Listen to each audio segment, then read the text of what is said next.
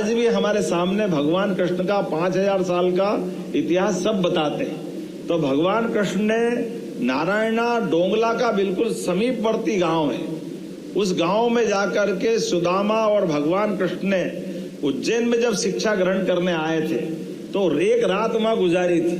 ऐसा माना जाता कि वो भी उसी समय गणना के शुद्ध केंद्र को ढूंढने गए थे, क्योंकि भगवान कृष्ण और बलराम बिल्कुल चोली दाम, मतलब एक तरह से जहां भगवान कृष्ण गए कभी ऐसा कोई प्रमाण नहीं आता कि बलराम वहां नहीं है।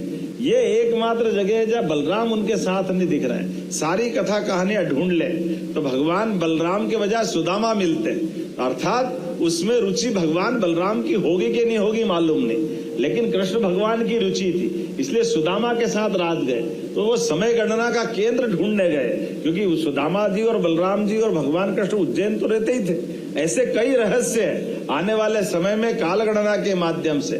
लेकिन आज हमारे लिए पंचांग का क्या महत्व है, वैदिक गणित का क्या महत्व है, अब तो दुनिया जान रही इस बात के लिए। इसलिए अगर हमारा आज से 10,000 साल पहले भी अगर चंद्र ग्रहण कब हुआ, सूर्य ग्रहण कब हुआ, ये जानकारी चाहिए तो कंप्यूटर भी फेल हो जाएगा। वो पंचांग से ज्योतिषी हमारे फटाक से निकाल देंगे कि कब हुआ था, क्या हुआ था, किस दिन की स्थिति में क्या हुआ।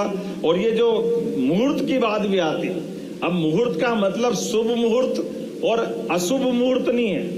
कई बार शुभ मुहूर्त अशुभ मुहूर्त में भी महत्व है, बड़े काम के हैं।